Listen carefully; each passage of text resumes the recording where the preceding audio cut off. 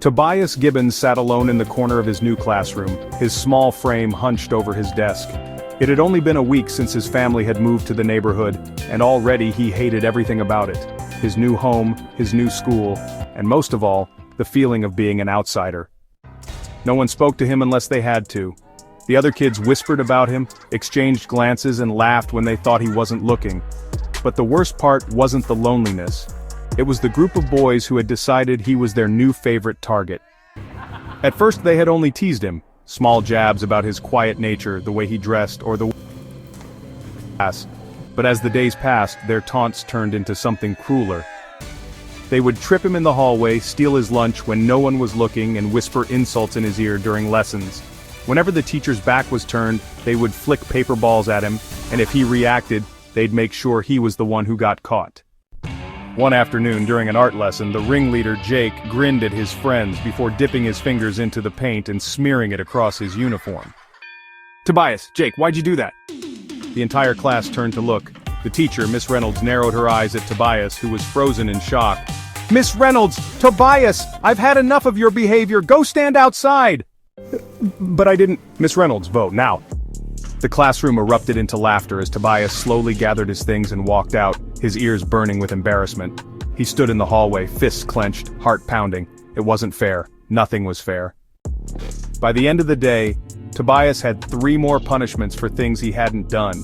And as he walked home, dragging his feet along the pavement, he wished more than anything that he could disappear. The next morning it happened again. And again. Every day was the same. Every time he tried to explain, no one listened, no one believed him.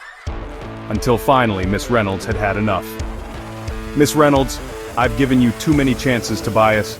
I'm calling your parents. They need to know about your behavior." Tobias felt his stomach drop. His father would be furious. His mother would be disappointed. He wanted to scream, to tell her the truth, but he knew it wouldn't matter. As Miss Reynolds picked up the phone, Tobias sat in silence, staring at the ground, already dreading what was to come. Episode 2. The tense atmosphere in the principal's office was thick enough to cut with a knife.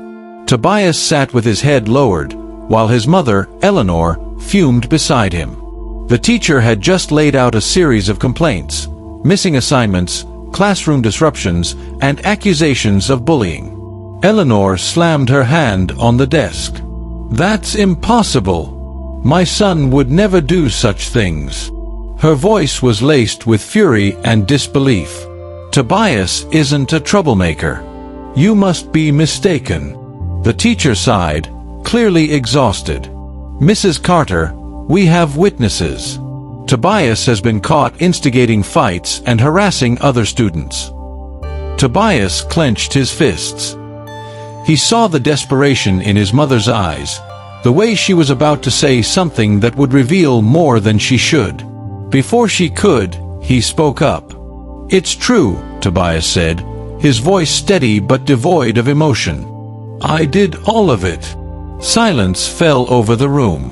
Eleanor's breath hitched, and she turned to him, her face pale with shock. "What? Tobias, that's not."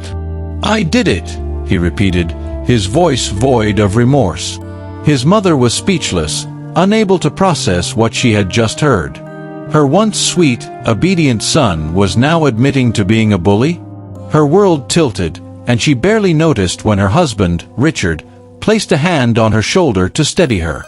"I think we should go home," Richard said, guiding Eleanor out of the office before she exploded further.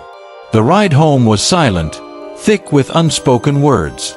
Once they arrived, Eleanor didn't wait a second longer.